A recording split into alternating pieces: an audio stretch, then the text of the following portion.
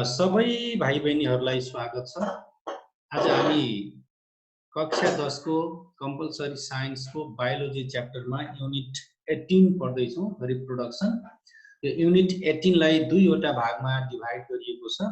एउटामा sexual and asexual reproduction को बारेमा हामी जानकारी लिन्छौँ भने दोस्रोमा पार्ट 2 मा चाहिँ यो artificial vegetative propagation in plants कुन तरिकाबाट आर्टिफिशियल भेजिटेटिभ प्रोपागेसन गर्छन् भन्ने बारेमा दोस्रो च्याप्टरमा हामी छलफल गर्छौँ।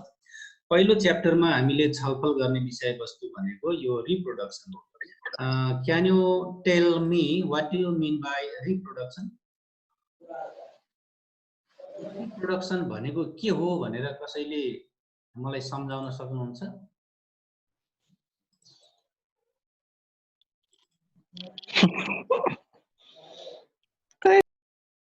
के सब तपाईले रिप्रोडक्सन को कुरा भन्दै हुनुहुन्छ? What do you mean by reproduction? आज हाम्रो टपिक रिप्रोडक्सन हो। यो रिप्रोडक्सन भन्ने वर्ड दुईवटा वर्डहरू जोडिएर बनेको छ। प्रोडक्सन भनेको उत्पादन गर्नु हो, रि भनेको फेरि फेरि अर्को आफू जस्तै आइडेन्टिकल जेनेरेसन प्रोड्युस गर्ने मेथडलाई हामी रिप्रोडक्सन भन्छौँ। All living beings can reproduce their new generation, their new offspring. सबै खालको यो एन्सिएन्ट पिरियडदेखि अहिलेसम्म सबै लिभिङ बिइङहरूले रिप्रोडक्सन गरेका छन्, किनकि उनीहरूलाई यो संसारमा आफ्नो अस्तित्व बचाउनु छ।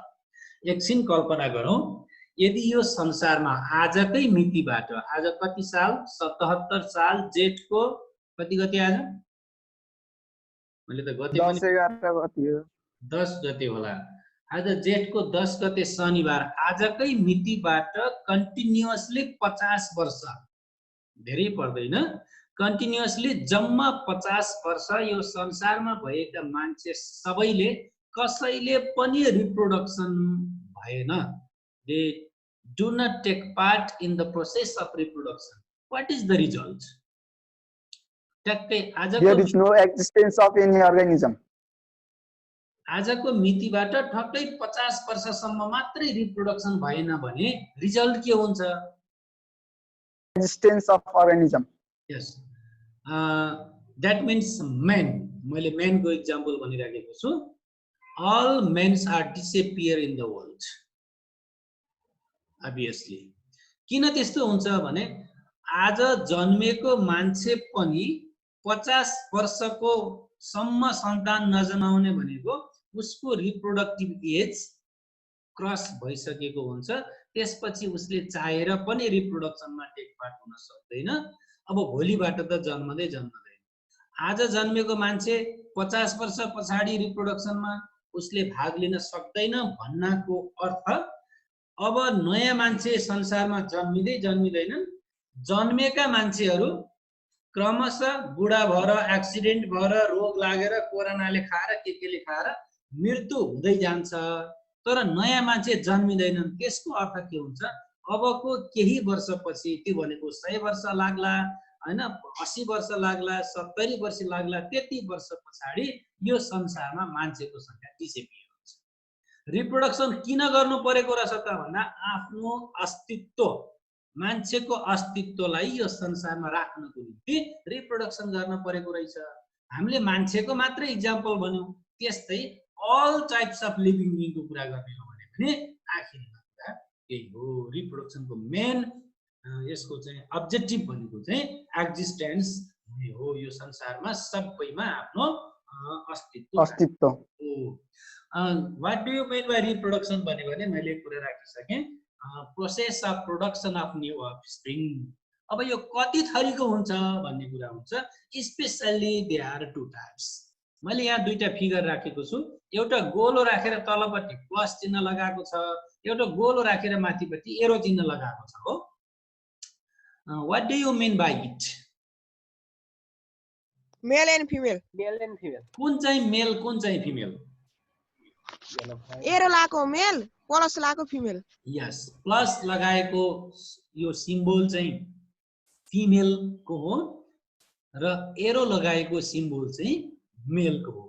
यो दुई टाइपकोमा के हो त भन्दा एउटा चाहिँ एसेक्सुअल रिप्रोडक्सन हो, that means without fusion of male and female gamete, only take part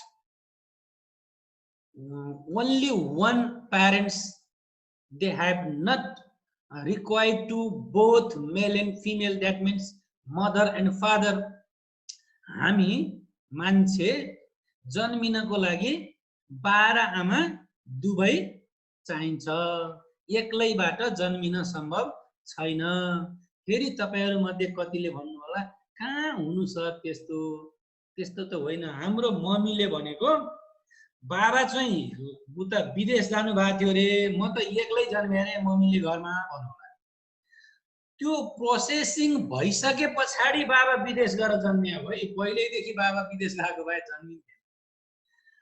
त्यो त जन्मिने दिनमा त हस्पिटल आउने बेला बाबा औषधि किन्न जानु भएको थियो हस्पिटलबाट, मम्मीले पाउनु भयो, त्यस्तो पनि त हुन सक्छ नि, विदाउट प्रेजेन्स अफ फादर, त्यस्तो पनि त हुन सक्छ नि। तर यो रिप्रोडक्सनको समयमा चाहिँ मेल र फिमेल दुईटैको रिक्वायर्ड हुन्छ, त्यस्तोलाई भन्छौँ हामी sexual reproduction, fusion of male and female gamete. तर मैले एक्जाम्पल राखेको छु, यो एग भनेको फिमेल ग्यामेट हो, फिमेलले प्रोडक्सन गर्छ, स्पर्म चाहिँ मेल ग्यामेट हो, मेलले प्रोडक्सन गर्छ। त्यो दुईटाको फ्युजन भएर जाइगोट बन्यो भने अथवा रिप्रोडक्टिभ सेलबाट नयाँ जेनेरेसन प्रोडक्सन भयो भने त्यो चाहिँ सेक्सुअल रिप्रोडक्सन हो।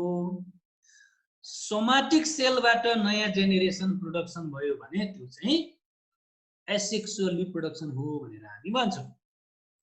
अब एसेक्सुअल रिप्रोडक्सन कति टाइपको हुन्छ भन्दा एसेक्सुअल रिप्रोडक्सन चाहिँ अहिले कति टाइपको भनेर पढ्ने गरेका छौँ हामीले? 6 टाइप्सको। 6 टाइपको। मैले आज बढाएर 7 टाइपको बनाउँछु है। किन सर यसरी बढाएको बढाइ गर्ने भन्नु होला, मलाई यहाँ बुझाउन सजिलो होला भनेर मैले फिसन भन्ने जुन टाइप छ नि त्यसलाई बाइनरी फिसन र मल्टिपल फिसनलाई दुईटा बनाएको छु के मैले यहाँ नोट बनाउने बेला अहिले, त्यो हिसाबले 7 वटा भएको है।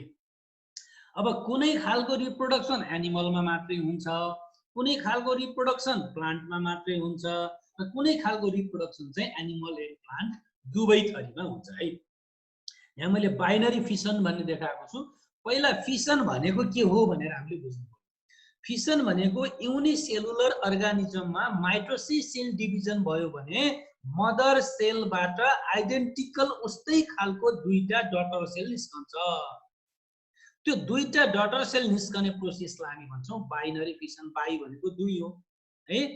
यहाँ मदर सेल देखाएको छ अमिबाको, र त्यो बिस्तारै टुक्रिँदै दुईटा टुक्रामा अथवा सेल डिभिजन भएर दुईटा सेलमा डिभाइड भएको छ।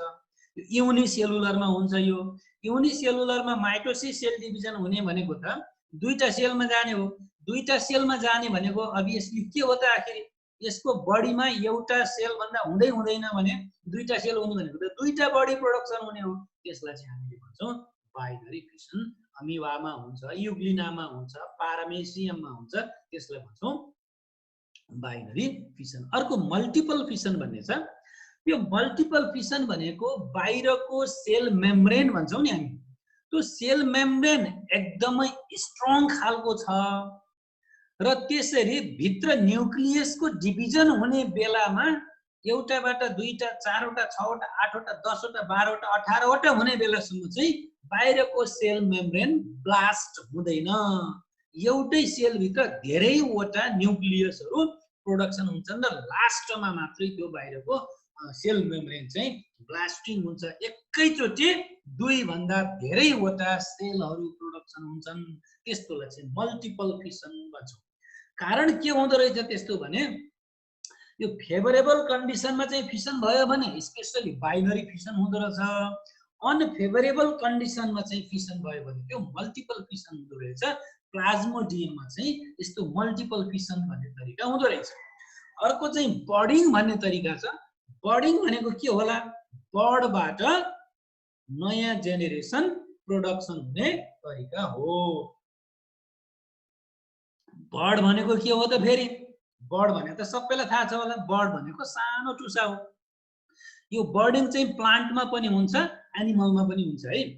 त्यो प्लान्टमा अथवा एनिमलमा सानो बर्ड निस्किन्छ त्यसको एउटा साइडमा, र त्यो साइडमा निस्केको बर्ड बढ्दै जान्छ र उसको मदर प्लान्टबाट अथवा मदर एनिमलबाट डिट्याच हुन्छ, छुट्टिन्छ, र त्यसले छुट्टै एउटा लिभिङ बर्थ लिभिङ अर्गानिजमको त्यसले चाहिँ अस्तित्व प्राप्त गर्छ भने त्यसलाई हामी बर्डिङ भन्दो रहेछौँ। जस्तै इक्जाम्पलको लागि चाहिँ हाइड्रामा बर्डिङ हुन्छ, इस्टमा बर्डिङ हुन्छ, यो चाहिँ हामीले इक्जाम्पल लियौँ। त्यस्तै चौथो टाइपमा जाने हो भने त्यसलाई स्पोरुलेसन भन्दो रहेछौँ। मैले यहाँ एउटा फिगर पनि देखाएको छु फर्न प्लान्टको।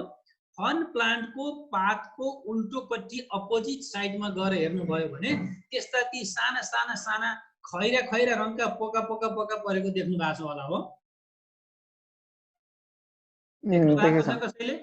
बोल्नु भएन यसो घरिघरि भने, अरू कुरा बोल्न पाइएन, मसँग पार्टिसिपेट भएर बोल्नु भएन भने तपाईले अगाडि बसेर पढिराख्नु भएको छ कि मोबाइल त्यहाँ राखेर फेरि मम्मीले चिया बनाएको खाना लाउनु भएको छ भनेर म चाहिँ झुक्किन्छु है।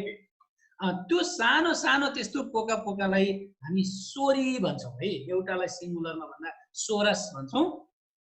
त्यो सोरस भित्र स्पोरेन्जियम, स्पोरेन्जियम भित्र स्पोरोफिल र स्पोरोफिल भित्र चाहिँ सानो सानो स्पोर्सहरू हुन्छन्। त्यो स्पोर्सहरू फेभरेबल कन्डिसनमा जर्मिनेट भएर नयाँ प्लान्ट डेभलप भयो भने त्यसलाई हामी स्पोरुलेसन भन्छौँ। स्पेसल्ली नन फ्लावरिङ प्लान्टहरूमा चाहिँ स्पोरुलेसन मेथडबाट फर्टिलाइजेसन हुन्छ, रिप्रोडक्सन हुन्छ। यो स्पोर्स थ्रु स्पेसल्ली ब्रायोफाइटा र टेरिडोफाइटा भन्छ यस्तो हुन्छ। हामीले life cycle of fern plant, life cycle of mushroom पढ्यौँ भने चाहिँ त्यो कुरा आउँछ। अर्को तरिका चाहिँ यो भेजिटेटिभ प्रोपागेसन भने प्लान्टहरुमा कतिवटा भाग हुन्छ एउटा प्लान्टमा, त्यसको जनरली हामीले देख्ने पार्ट्सहरुलाई डिभाइड गर्दै गयो भने हामीले जुनियर कक्षाहरुमा पढेको प्लान्टको चित्र बनाइसकेपछि रुट बनायौं, स्टिम बनायौं, लिफ बनायौं, फ्लावर बनायौं अनि फ्रुट पनि बनायौं। फ्रुट भित्र सीड पनि हाल्यौं। त्यही होइन र हामीले अस्ति नै बनाएको चित्र। त्यो चित्रहरुले रुट, लिफ र स्टिम यो तीनटालाई हामी भेजिटेटिभ पार्ट भन्छौं, सम्झिराखौं। र फ्लावर र फ्रुट्सलाई चाहिँ हामी के भन्छौं? रिप्रोडक्टिभ पार्ट भन्छौं है। यो भेजिटेटिभ प्रोपागेसन भनेको भेजिटेटिभ पार्टबाट, त्यो भनेको रुटबाट, त्यो भनेको स्टिमबाट, त्यो भनेको लिफबाट नयाँ जेनेरेसन प्रोडक्सन भयो भने त्यसलाई हामी भेजिटेटिभ प्रोपागेसन भन्छौं। अब यो भेजिटेटिभ प्रोपागेसनको बारेमा आज म धेरै कुरा भन्दैन, भोलि चाहिँ यसको बारेमा डिटेलली कसरी कसरी भेजिटेटिभ प्रोपागेसन गर्ने के छन् मेथडहरु भन्ने एउटा सिंगै युनिटको कुरा पनि आउँछ। तपाईलाई थाहा छ होला मैले यहाँ चित्रमा देखाएको अदुवा, जिन्जर हैन, यसको अलिकति टुक्रा काटेर लएर माटोमा रोपिदियो भने के हुन्छ? नयाँ बिरुवा। आलु रोपेको देख्नु भएको छ होला। केराको फेदमा त एउटा बडेमाको त्यो स्टेम हुन्छ नि, केराको गाना, त्यसलाई टुक्रा पारेर लगेर रोपिदियो भने नयाँ निस्किन्छ। बाँसको झाङबाट त्यसको चाहिँ स्टिमलाई काटेर लगेर रोपिदियो भने नयाँ बाँस निस्किन्छ। रोजको हाँगा काटेर छिमेकी साथीको घरबाट ल्याएर रोप्नु त भएको नै छ होला। एउटा टुलिप भन्ने बिरुवा हुन्छ, कतिलाई थाहा छ? 12 बजे फुल भन्छन् है, दिउँसोको आफ्टरनुनमा चाहिँ त्यो राम्रोसँग फुल्छ। त्यसको अलिकति टुक्रा काटेर लगेर रोपिदियो नयाँ बिरुवा निस्किन्छ। हो यस्तोलाई हामी भेजिटेटिभ प्रोपागेसन भनेर भन्ने गर्छौं। यहाँ नोड एन्ड इन्टरनोड भनेको के हो भनेर सोध्नु भएको छ। बाँसको रुख देख्नु भएको छ भाइ? हजुर सर, हजुर। त्यो बाँसको चाहिँ बीच बीचमा आँखला हुन्छ नि, भन्नुहोस् न। हो, त्यो आँखलालाई हामी नोड भन्छौं। दुईटा आँखलाको बीचमा फेरि सुलुत्त परेको भाग हुन्छ नि, आँखला नभएको, त्यो दुईटा आँखलाको बीचको भागलाई चाहिँ इन्टरनोड भन्छौं। जुनसुकै प्लान्टमा पनि हुन्छ। स्पेशल्ली मोनोकटिलेडनसमा क्लियरली डिस्टिङ्क्ट हुन्छ, डाइकटिलेडनसमा त्यति राम्रोसँग देखिँदैन। नयाँ ब्रान्चहरु पलाउन पर्यो भने जहिले पनि नोडबाट मात्रै पलाउँछ। तपाईको गाउँतिर पिनालु रोप्ने चलन छ कि छैन? त्यो पिनालु रोप्दाखेरि सिङ्गै सिङ्गै रोप्छन् कि काटेर टुक्रा बनाएर? काटेर त्यो काट्दाखेरि ढङ्ग पुर्याएर काट्न पर्छ भन्छन् है बाआमाहरूले, कतिले ख्याल गर्नु भएको छ। प्रत्येक पिसमा एक एकवटा नोड कम्तीमा हुनुपर्छ। त्यो पिनालुको आँकुरा बड निक्लने आँखला हुन्छ नि, दुईटा भयो हुन्न, दुईटा भयो तीनटा भयो त राम्रै भयो, तर मिनिमम एउटा चाहिँ देयर सुड बी रिक्वायर्ड। त्यो एउटा पनि नोड भएन भने त्यहाँबाट नयाँ प्लान्ट ग्रोथ हुन चाहिँ सक्दैन है। त्यो भएर नोड भएको प्लान्टलाई त्यसरी हामी रोपिदिन्छौँ। त्यो चाहिँ भेजिटेटिभ प्रोपागेसन भन्ने तरिका भयो। अर्को चाहिँ रिजेनेरेसन भन्ने छ। कुनै यो रिजेनेरेसन चाहिँ एनिमलमा मात्रै हुन्छ है, स्पोरुलेसन र भेजिटेटिभ प्रोपागेसन प्लान्टमा मात्रै हुन्छ। अगाडि भनेको 1 नम्बर र 2 नम्बरको बाइनरी फिसन मल्टिपल बर्डिङ चाहिँ एनिमल एन्ड प्लान्ट बोथमा हुन्छ, त्यो ख्याल गरिराख्नुहोस् है। रिजेनेरेसन चाहिँ कुनै लिभिङ बिइङलाई, कुनै एनिमललाई हामीले एक्सटर्नल फोर्सबाट सेल डिभिजन भएर इन्टरनल फोर्सबाटै ब्रेकआउट भएर 2टा 3टा 4वटा भयो भने त्यसलाई फिसन भन्यौँ। हामीले एक्सटर्नल फोर्सबाट त्यसलाई विभिन्न पिसहरूमा डिभाइड गर्यौँ र त्यो डिभाइड गरेको पिसहरू हरेक पिस चाहिँ होल अर्गानिजममा डेभलप भयो भने त्यसलाई रिजेनेरेसन भन्छौँ। अब म एउटा इक्जाम्पल भन्छु तपाईहरुलाई। यो लिच भन्ने किरा छ नि, जुका, हजुर त्यो जुकालाई काट्न हुँदैन भन्छन् है गाउँतिर, कतिलाई थाहा छ? मार्नुपर्छ र थाहा छैन। के गर्नुहुन्छ? जुका लाग्यो भने के गर्नुहुन्छ? तपाईलाई बाहिर बारीतिर गएर काट्नुहुन्छ कि त्यसलाई अँगेनामा लगेर हालिदिनुहुन्छ कि कोही कोहीले त समातेर त्यसलाई बेसरी चाहिँ तितेपातीको झोल पनि हालिदिँदो रहेछन्। अलि अङ्कलहरू जाङ्ग्रिला रहेछन्, धेरै कुरा जानेका रहेछन् भने खल्तीबाट सुर्ती निकालेर रस हालिदिनु पर्छ, नुन हालिदियो न, नुन हालिदिए पनि हुन्छ, तर त्यसलाई काटेर फाल्न हुँदैन है। काट्यो भने दुईटा हुन्छ। तपाईले काटेर 2टा बनाएर फालिदिनु भयो भने टाउकाले पुछार पलाउँदै आउँछ, पुछारले टाउको पलाउँदै आउँछ, एउटा जुको थियो 2टा जुका हुन्छ। यसरी प्रत्येक पिस चाहिँ होल पार्टमा डेभलप भयो भने त्यसलाई हामी रिजेनेरेसन भन्छौँ। मैले यहाँ देखाएको चित्र चाहिँ टेपवर्मको हो। यो टेपवर्म भन्ने बहुत खतरनाक जुका हो है, कहिले कहिले ह्युमन बडीमा पनि पर्छ। स्पेसल्ली सुँगुरको मासु खाने कोही मान्छे छ र त्यो पनि राम्रोसी फुल्ली टोटल्ली चाहिँ पकाएर खाएको छैन, हाफ बोइल गरेर हाफ फ्राई गरेर खाएको छ भने त्यो सुँगुरको मासु खाने मान्छेलाई बढी चान्सेस हुन्छ यो किरा टेपवर्म चाहिँ पेटमा पर्ने चान्सेसहरू बढी हुन्छ। यो असाध्यै गाह्रो, किनभने यसको औषधि खाएर जति यसको पार्टहरू टुक्रिँदै जान्छ त्यो पार्टबाट फेरि नयाँ होल अर्गानिजम बन्दै जान्छ। र यो जुका किन पनि गाह्रो जुका भनिन्छ भने मान्छेको आन्द्रामा करिब 16 फिटसम्म लामो जुका बन्छ है। एउटै जुकाको लेन्थ 16 फिटसम्म हुन्छ। अनुमान गर्नुहोस् त 16 फिट भनेको कति लामो हो? झन्नै 5 मिटर लामो हो। यत्रो जुका हाम्रो पेटमा पर्यो भने होला के? अब अनुमान गर्नुहोस् है। यो रिजन पकाएर खाए त लाउन्न सर, पकाएर बेसरी पकाएर खायो भने त मर्छ। दिमागमा गयो अझै असर गर्छ कि हैन सर? दिमागतिर गयो पार, ब्रेनतिर गयो पार। ए दिमागतिर गयो भने त यसले मात्रै हो। जनरल पेटमा पर्ने जुका छ नि, त्यो पेटमा यो त्यो चाउमिनका तान्द्रा जस्तो हुने जुका क्या,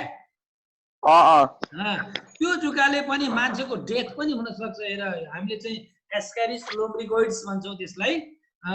यो राउन्ड वर्म भनेर इपिएसमा पढ्ने पनि परेका छौँ डिजिजहरू पढ्दाखेरि।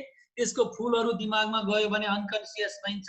त्यो जुकाको सिङ्गै जुका चाहिँ ब्लड भेसलमा परेर गयो भने हाम्रो त हातमा खुट्टामा जति टाढा टाढा हुँदै गयो हार्टबाट जाँदाखेरि चाहिँ के हुन्छ, त्यो ब्लड भेसल्सहरू साँगुरो साँगुरो हुँदै जान्छ। त्यो साँगुरो ठाउँमा गएर अड्केर टाइट भएर अड्क्यो भने त्यो अर्गान्सलाई प्यारालाइसिस गराइदिन सक्छ। कहिलेकाहीँ त भमिटिङ गर्दाखेरि नाकबाट मुखबाट जुका नै भमिट गरेको पनि देखिन्छ। यस्तो खालको समस्याहरू त्यो कम्प्लिकेसनमा गयो भने त साधारण राउन्ड वर्मले पनि समस्या पारिहाल्छ। अब यो झन् टेपवर्मले नपार्ने त कुरै भएन। र अर्को लास्ट तरिका मैले बताएँ फ्र्यागमेन्टेसन भन्ने तरिका छ। त्यो फ्र्यागमेन्टेसन भन्ने चाहिँ कस्तो खालको तरिका हो भने स्पेसली प्लान्टमा हुन्छ। यो प्लान्टमा चाहिँ रिजेनेरेसन जस्तै हो। यसलाई टुक्रा टुक्रा टुक्रा टुक्रा पारेर हामीले जताततै फालिदियौँ भने प्रत्येक टुक्राबाट चाहिँ होल बडी रिफर्म भयो भने त्यसलाई फ्र्यागमेन्टेसन भन्छौँ। प्रोसेस एउटै हो। एनिमलमा त्यसलाई रिजेनेरेसन भन्छौँ, प्लान्टमा त्यसलाई फ्र्यागमेन्टेसन भन्छौँ। फ्र्यागमेन्टेसन हुन्छ। त्यो पानीमा लाग्ने लेउ हुन्छ नि खोलामा, त्यो लेउको टुक्रालाई मसिनो मसिनो कपालको तान्द्रा जस्तो टुक्रालाई पनि मसिनो मसिनो मसिनो बनाएर जताततै फालिदिनुहोस्। त्यो फालेको हरेक टुक्राबाट चाहिँ के हुन्छ, नयाँ स्पाइरो गाइरा चाहिँ प्रोडक्सन भइराखेको हुन्छ। लास्टमा त के आयो, वाच भन्ने आयो। यो भनेको यसलाई थिचिदियो भने सायद तपाईँले एउटा भिडियो हेर्न पाउनुहुन्छ होला। भिडियो आएन भने आएन भन्नु होला है। यहाँ खुल्दैछ अहिले त। आएन सर। आयो कि आएन? आयो sir. Asexual reproduction. They are binary fission, multiple fission, budding, spore formation, regeneration, fragmentation, and vegetative propagation. Binary fission. अब कसरी कसरी हुन्छ यो सबै कुरा हेर्नु होला। Daughter organisms of equal sizes are formed from one parent.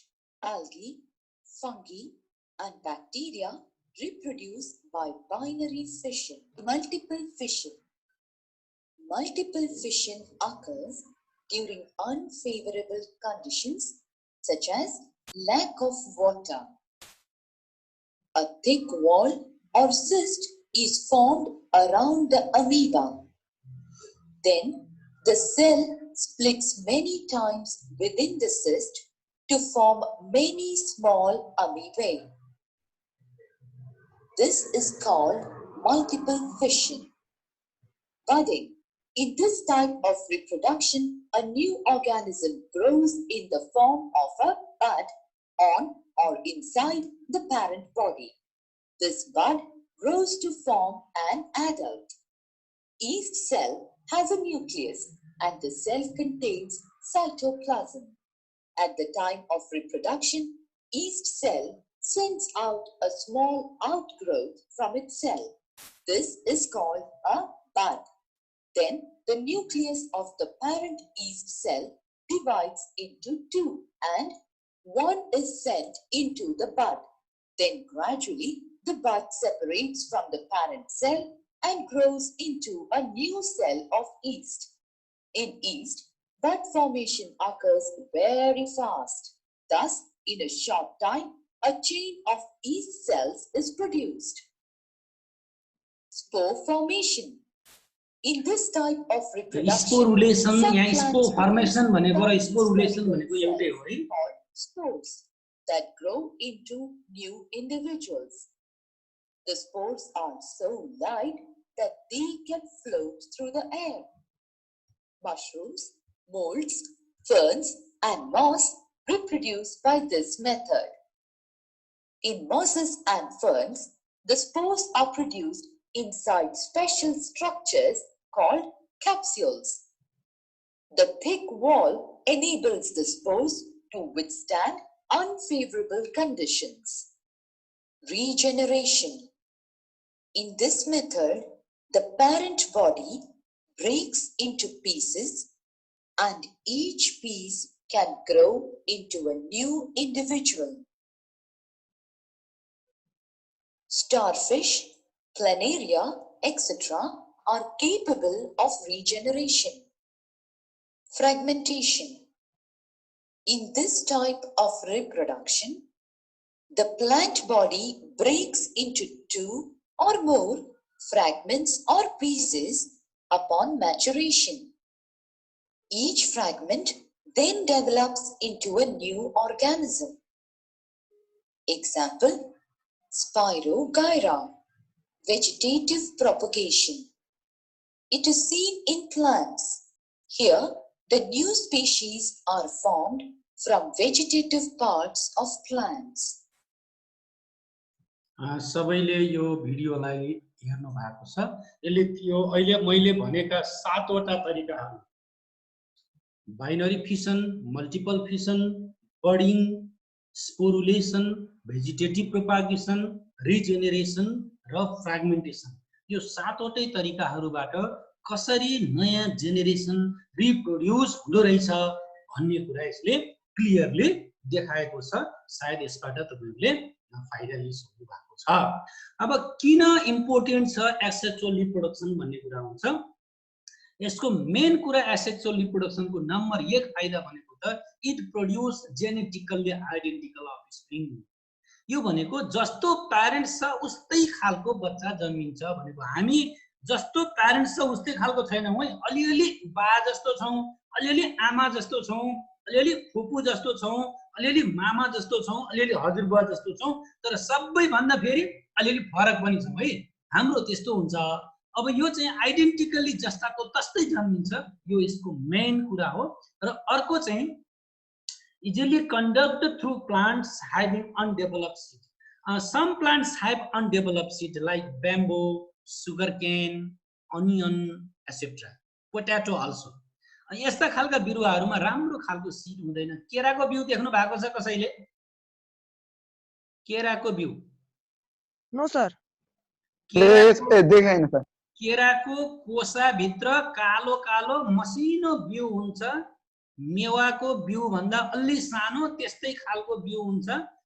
हरियो खालको केरामा छर्लङ्गै देखिन्छ खाँदाखेरि। त्यो केराको बिउबाट पनि नयाँ केराको बोट जन्माउन चाहिँ सकिन्छ, तर टाइम लाग्छ, अनडेभलप हुन्छ। केराको फुल त देख्नु भएको छ नि, त्यो केराको बुङ्गो चाहिँ केराको फुल हो है। त्यस्तै बाँसको फुल कतिले देख्नु भएको छ? देखिरहेको छ एकदम सर। 100 वर्षको डिफरेन्समा फुल्छ अरे बाँस है बल्ल। उखुको फुल त देख्नु भएको छ होला हैन? अमृसाको कुचोको जस्तो फुल फुल्छ। पिनालुको फुल कतिले देख्नु भएको छ? देखिरहेको छ। पिनालु फुल्छ, अनि त्यो पिनालुको फुलको डाँठलाई काटेर पो पो गरेर बाजा बजाउन मिल्छ। त्यस्तो खालको जसको फुल आलुको फुल देख्नु भएको छ? नाइ सर। आलु फुल्छ, आलु फल्छ। जराबाट मात्रै होइन, सिडबाट पनि आलु फल्छ। कस्तो फल्छ भन्दा गोडमेलाको जस्तो आकारको फल्छ। कोही कोहीले भन्छन् गोडमेला त आलुबाट फलेको अरे भन्छन् नि। गोडमेला चाहिँ गोडमेलाबाटै फलेको हो, आलुबाट आलु नै फलेको हो। आलुको सिडबाट फल्ने फल चाहिँ लगभग गोडमेलाको जस्तो सेप साइज हुन्छ। हो त्यस्तो अनडेभलप खालको सिड हुने प्लान्टलाई हामी जरा काटेर, डाँठ काटेर, पात काटेर रोपेर नयाँ बिरुवा निकाल्न सक्छौँ। यो अर्को यसको इम्पोर्टेन्ट हो। र अर्को चाहिँ यो फास्टर एन्ड चिपर हुन्छ।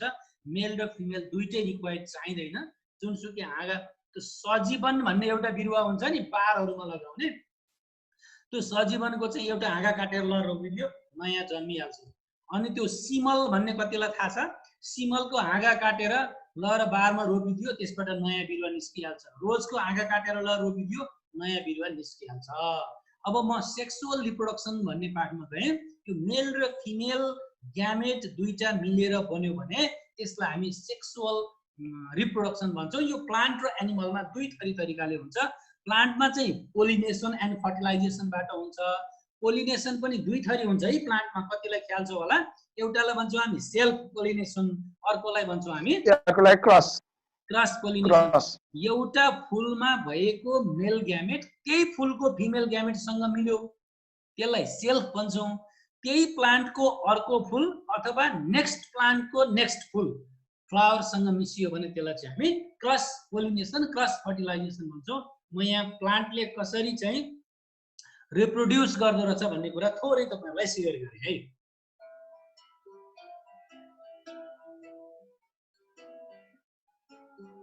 यसले आवाज बोल्दैन, चित्र मात्रै हुन्छ, बाजा सुन्दै सुन्दै हेर्नु होला। यो फ्लावरिङ प्लान्ट देखाइराखेको छ र यसको रिप्रोडक्टिभ पार्ट देखाइराखेको छ फ्लावरको।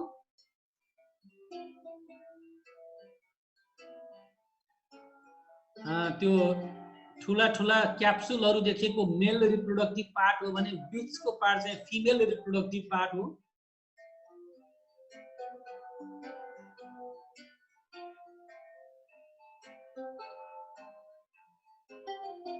मेल रिप्रोडक्टिभ पार्टबाट फिमेल रिप्रोडक्टिभ पार्टमा ग्यामेट गएर बस्ने प्रोसेसलाई हामी पोलिनेसन भन्छौँ र त्यो पोलेन ग्रेन चाहिँ अब बिस्तारै फिमेल रिप्रोडक्टिभ पार्टमा पिस्टिलबाट पोलेन ट्युब फर्मेसन गर्दै गएको छ र एकसँग ओभ्युलसँग गएर मिल्यो, त्यसलाई फर्टिलाइजेसन भन्यौँ।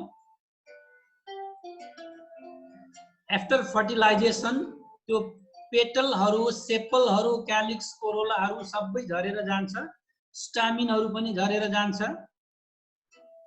गाइनोसियमको पनि अप्पर पार्ट झरेर जान्छ, ओभरी मात्रै बाँकी रहन्छ र त्यो ओभरी डेभलप हुँदै हुँदै चाहिँ एउटा फ्रुटको रूपमा चाहिँ डेभलप हुन्छ र त्यो फ्रुट भित्र फर्टिलाइज्ड भएको एग जसलाई हामी जाइगोट भन्छौँ, त्यो जाइगोट चाहिँ सीडको रूपमा डेभलप हुन्छ। यसरी चाहिँ प्लान्टमा सेक्सुअल रिप्रोडक्सन हुँदो रहेछ, यो कुरा हेर्नुभयो। अब एनिमलमा पनि सेक्सुअल रिप्रोडक्सन हुन्छ, स्पेसल्ली डेभलप खालको एनिमलमा दुईटा तरिका छ एनिमलमा सेक्सुअल रिप्रोडक्सन हुने। एउटा तरिकालाई हामी भन्छौँ इन्टर्नल फर्टिलाइजेसन, अर्को तरिकालाई भन्छौँ हामी एक्सटर्नल फर्टिलाइजेसन। फिमेल्सको बडी भित्र फर्टिलाइजेसन भयो भने त्यसलाई इन्टर्नल फर्टिलाइजेसन, फिमेलको बडी भन्दा भयो भने आउटर एक्सटर्नल फर्टिलाइजेसन। ह्युमन बिङको कस्तो? मेनिनको इन्टर्नल। इन्टर्नल। कुखुराको? Internal.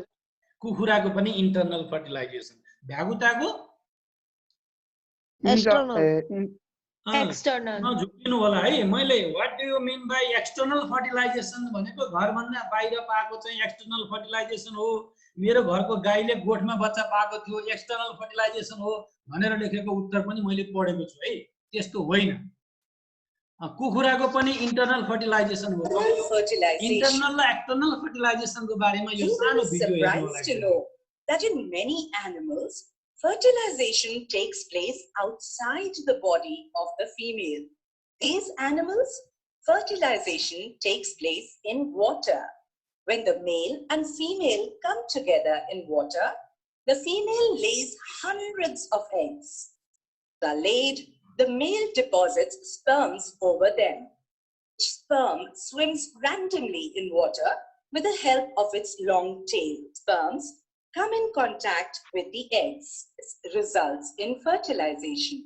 Type of fertilization in which the fusion of a male and a female gamete takes place outside the body of the female is called external fertilization. Very common in aquatic animals such as fish. External fertilization. During fertilization, the nuclei of the sperm and the egg fuse to form a single nucleus. This results in the formation of a fertilized egg or zygote. The zygote is the beginning of a new individual. The process of fertilization is the meeting of an egg cell from the mother and a sperm cell from the father. So, the new individual inherits some characteristics from the mother and some from the father. Fertilization, which takes place inside the female body, is called internal fertilization. Internal fertilization occurs in many animals, including humans, cows, dogs, and hens. यो video हेरिसक्नु भएको छ, यो हेरेपछि internal fertilisation र external fertilization भनेको के हो भन्ने बारेमा सबैहरू क्लियर हुनुहुन्छ। अब इम्पोर्टेन्स अफ सेक्सुअल रिप्रोडक्सनको के कुरा इम्पोर्टेन्ट छ भन्दा यसले स्पेसल्ली यसको फाइदा भनेको चाहिँ यो मेल र फिमेल दुई थरीबाट जेनेटिक क्यारेक्टर ल्याउने भएको कारणले त्यो दुवै थरी क्यारेक्टर मिसिँदाखेरि नयाँ क्यारेक्टर चाहिँ डेभलप हुन्छ, त्यो भनेको जेनेटिक भेरिएसन हुन्छ। यो चाहिँ सबभन्दा ठुलो कुरा हो र त्यो जेनेटिक भेरिएसनले गर्दा नयाँ जेनेटिक क्यारेक्टर प्रोडक्सन हुन्छ, जसलाई हामी चाहिँ इभोल्युसन पनि भनेर भन्छौँ है। त्यो evolution takes place by sexual reproduction. Sexual reproduction नभए यो चाहिँ इभोल्युसन हुन सक्थेन भनेर भन्छौँ। मेरो प्रेजेन्टेसन चाहिँ सिद्धाएको छु। अब भाइ बहिनीहरूका केही क्वेसनहरू छन् भने म चाहिँ हेर्छु च्याट बक्समा नोड र इन्टरनोड भन्ने क्वेसन भन्दा पछाडि अरू क्वेसनहरू आएका छैनन्। अझै पनि केही क्वेसनहरू छन् भने 2 मिनेटको समय छ, भाइ बहिनीहरूले क्वेसनहरू राइज गर्न सक्नुहुन्छ। र छैनन् भने हामी भोलि चाहिँ सेक्सुअल रिप्रोडक्सनको पनि एउटा ब्रान्च, एउटा पार्ट, एउटा तरिका, एउटा मेथड भेजिटेटिभ रिप्रोडक्सन, त्यो भेजिटेटिभ प्रोपागेसनको पनि आर्टिफिसियली भेजिटेटिभ प्रोपागेसनका 4 वटा मेथडहरू छन्। ती 4 वटा मेथडहरूको बारेमा हामी भोलि डिस्कसिङ गर्नेछौँ। तपाईहरु पनि वेल प्रिपेयर हुनको लागि एकचोटि सर्व त्यसलाई हेरेर तयारी भएर आउनुहोला। केही नबुझेका कुरा छन् भने हामी उति बेलै सोध्न सक्छौँ। रित्तै आइयो भने सरले पढाउनु भयो, हामीले के कुरा बुझ्यौं, के कुरा बुझेनौं, के कुरा सोध्ने, के कुरा नसोध्ने भन्ने कुरा समस्या हुन सक्छ। कटिङ भन्ने तरिका छ, त्यस्तै गरेर चाहिँ अर्को लेयरिङ भन्ने तरिका छ, अनि त्यस्तै गरेर अर्को छ ग्राफ्टिङ भन्ने तरिका छ, टिस्यु कल्चर भन्ने तरिका छ। अब त्यसलाई कसरी गराउने भनेर मैले चाहिँ तपाईहरुलाई भिडियोहरू पनि देखाउने छु, म्याटरहरू कलेक्सन गरेको छु। भोलि मेरै आवाजमा पनि भिडियो सुन्न सक्नुहुनेछ। आज मिसहरूले पढाए हैन, अब कहिले म आफैले रेकर्ड गरेर सुनाउँछु, कहिले मिसहरूले पढाएको, सरहरूले पढाएको लिएर आउँछु। पालो यसरी पढायो भने के कुरा फरक हुँदो रहेछ भन्ने कुरा थाहा हुन्छ। एउटा क्वेसन आएको छ, why earthworm is called hermaphrodite भनेर आएको छ। यो हर्माफ्रोडाइट भनेको त्यस्तो खालको चाहिँ लिभिङ बिइङ हो जसमा मेल सेक्स अर्गान्स र female sex organs both are found in single individual. हामी कि केटा मान्छे हुन्छौं कि केटी मान्छे हुन्छौं, केटा मान्छेको जेनिटल अर्गान्स र केटी मान्छेको पनि जेनिटल अर्गान्स एउटै बडीमा छ। एउटै बडीले मेल ग्यामेट पनि र फिमेल ग्यामेट पनि प्रोडक्सन गर्न सक्छ भने त्यसलाई चाहिँ हर्माफ्रोडाइट भनेर भन्छौं। Bisexual animal is called hermaphrodite because earthworm has male as well as female reproductory organs, so that it is called hermaphrodite animal.